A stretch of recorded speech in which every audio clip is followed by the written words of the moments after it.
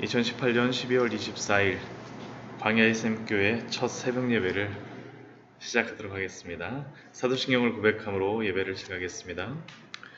전능하사 천지를 만드신 하나님 아버지를 내가 믿사오며 그 외아들 우리 주 예수 그리스도를 믿사오니 이는 성령으로 잉태하사 동정녀 마리아에게 나시고 본디오 빌라도에게 고난을 받으사 십자가에 못 박혀 죽으시고 장사한 지 사흘 만에 죽은 자 가운데서 다시 살아나시며 하늘에 오르사 전능하신 하나님 우편에 앉아 계시다가 저리로서 산자와 죽은 자를 심판하러 오시리라. 성령을 믿사오며 거룩한 공예와 성도가 서로 교통하는 것과 죄를 사하여 주시는 것과 몸이 다시 사는 것과 영원히 사는 것을 믿사옵나이다.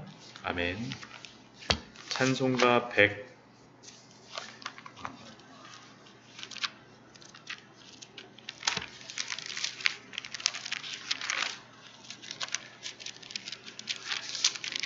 108장 같이 찬양하겠습니다. 찬송가 108장입니다. 그 어린 주 예수 같이 찬양합니다.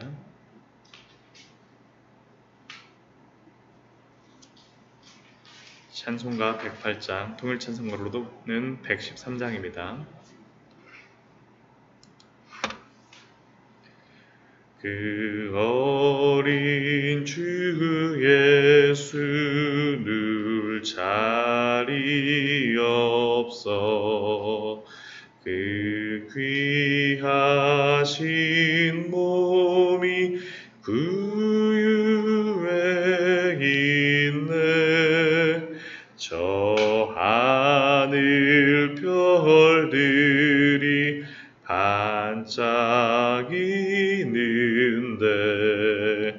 그 어린 주 예수 골 위에 자네. 저 육축 소리에 아기 참깨나 그 순하신 예수 우시지 않네. 그 귀한 예수를 나 사랑하니 새날이 밝도록 함께 하소서. 저 육축 소리에 아기 잠깨나 그 한없는 사랑 늘 베푸시고 온 세상 아기들 다 품어주사 주 그만의 안겨 살게 하소서. 아멘.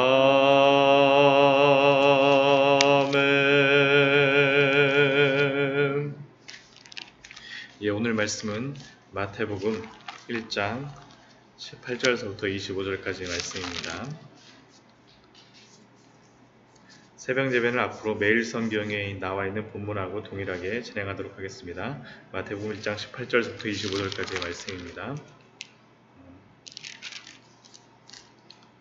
같이 읽도록 하겠습니다.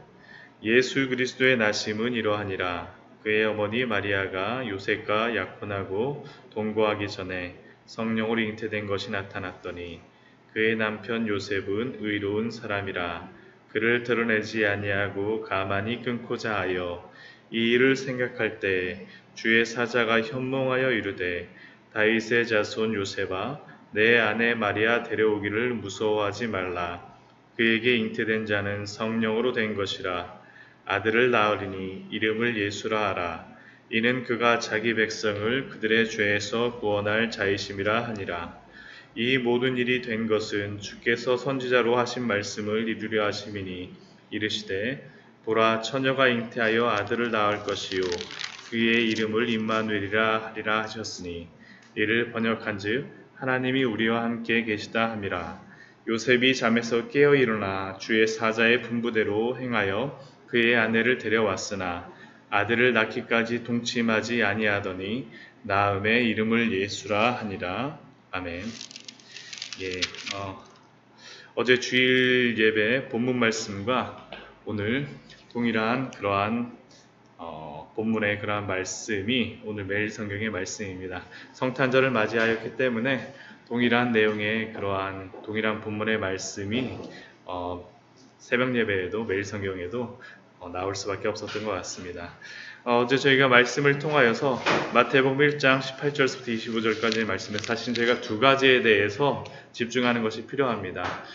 예수님의 이름에 대하여서 우리가 잘 아는 것이야말로 우리가 예수 그리스도의 나심에 대해서 분명하게 깨닫는 부분입니다. 첫 번째는 예수라는 그러한 이름에 대해서 어제 우리가 살펴보았었죠. 예수라는 이름의 그러한 의미가 무엇이었습니까?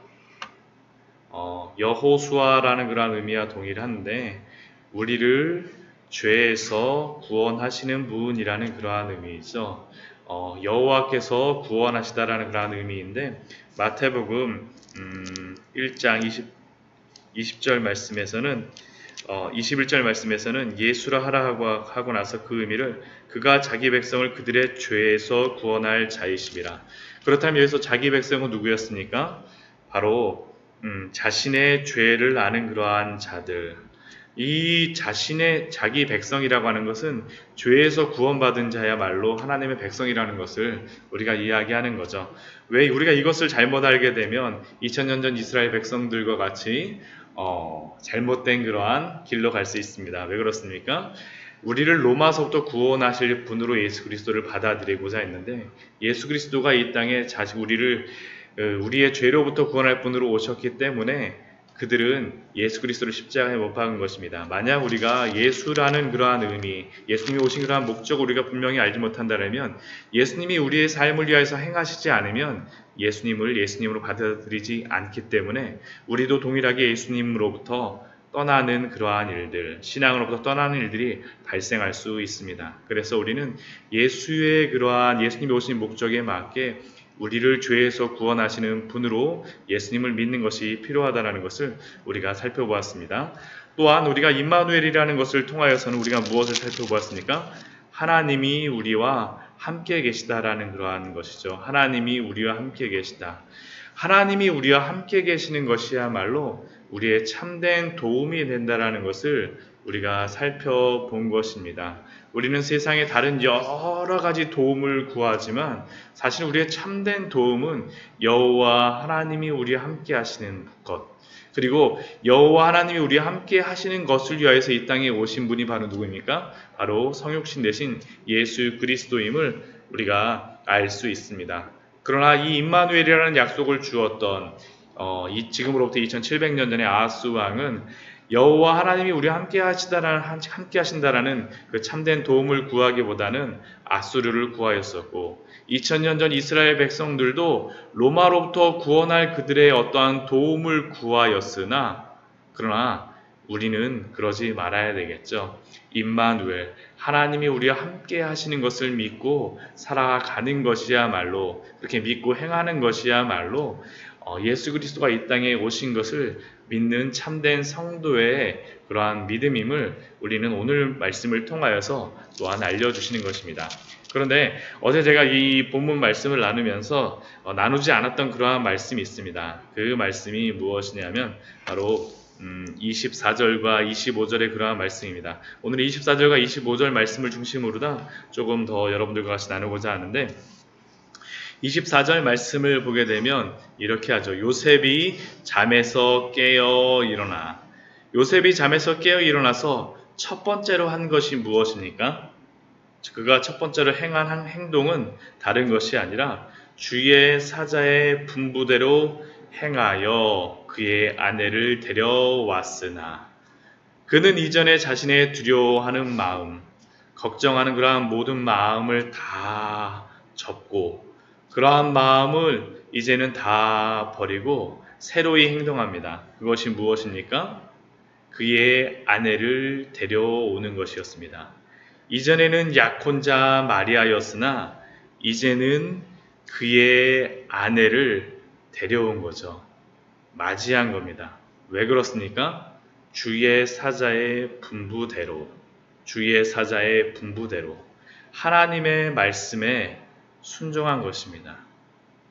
그리고 그것뿐이 아닙니다. 25절 말씀을 보아도 아들을 낳기까지 동침하지 아니하더니, 요셉은 마리아를 데려왔지만 예수 그리스도가 태어나시기 전까지 동침하지 아니하였습니다. 결국 이 말씀도 무엇입니까? 그는 하나님이 자신에게 주신 그 사명을 책임 있게 다 행한 것입니다.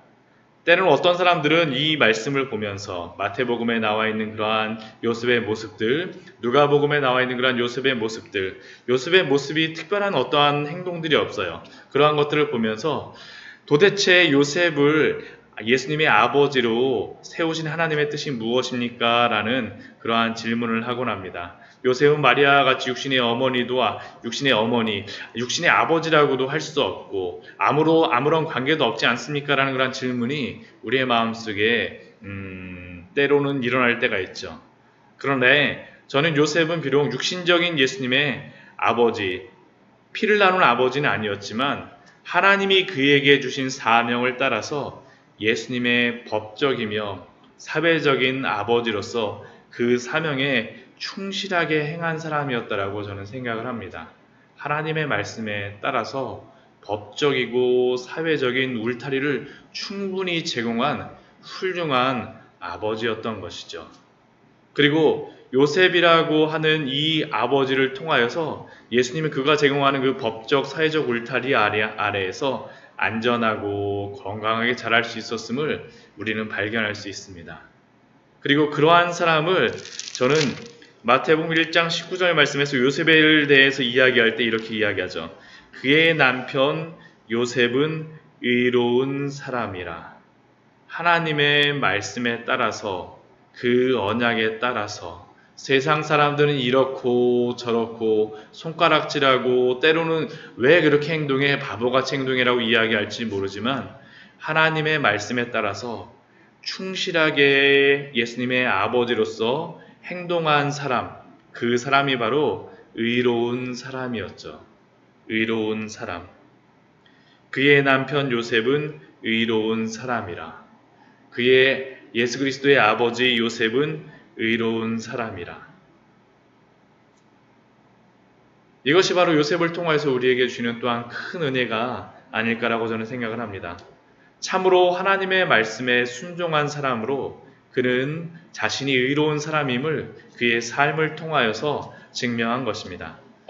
우리는 참된 믿음에 따라서 우리가 이 말씀을 볼 때 우리가 참된 순종을 하고 있는지 우리는 우리 스스로에게 질문을 해보아야 합니다. 이 시대에 우리는 그렇게도 많은 하나님의 말씀을 듣곤 합니다.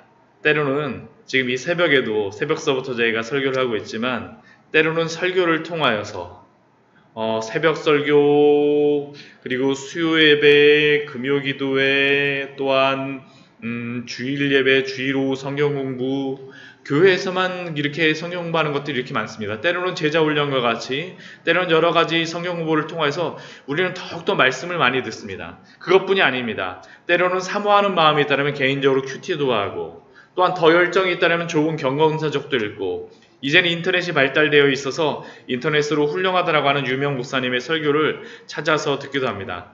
그런데 문제는 이렇게 많은 설교와 말씀의 홍수 속에 살고 있지만 참된 믿음의 성도를 찾기는 너무나 힘들다라는 것이죠. 왜 그렇습니까? 믿음이 있노라고 하면서도 교회 생활은 열심이지만 실제 삶에서의 순종이 나타나지 않기 때문입니다. 오늘 말씀을 보십시오. 오늘 말씀의 요셉을 한번 생각해 보십시오. 요셉은 임마누엘 되시는 예수 그리스도의 약속을 받자마자 그 말씀에 순종하지 않습니까?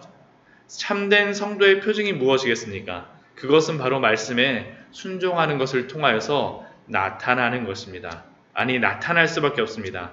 순종이라는 행위로 구원을 받는 것은 아니지만 참된 그리스도인인 성도에게는 순종의 열매가 나타날 수밖에 없음을 우리는 오늘 말씀을 통하여서도 요셉을 통하여서도 우리는 배울 수 있습니다.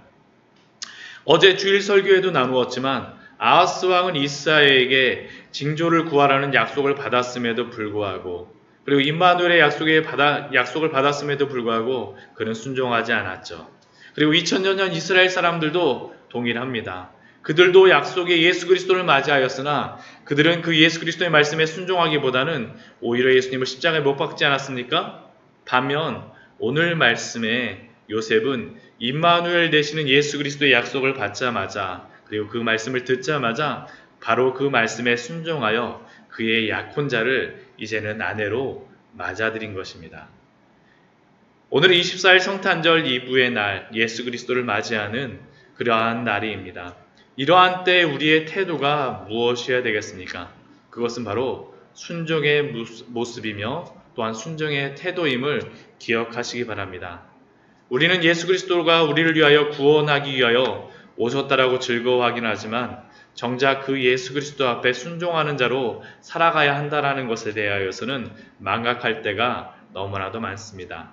예수 그리스도가 우리의 임마누엘 되신다는 것은 우리와 함께 하심으로 우리의 삶 속에서 왕이 되시고 우리를 통치하시고 그리고 우리는 그 통치에 따라서 굴복하며 살아가야 된다는 것을 의미하는 것입니다. 참된 믿음은 참된 순종을 낳습니다. 요셉과 같이 성탄을 맞이하여 주의 참된 성도로서 순종하며 그 축복을 마음껏 누리시는 우리 귀한 성도님들 되시기를 축원드립니다. 같이 기도하도록 하겠습니다.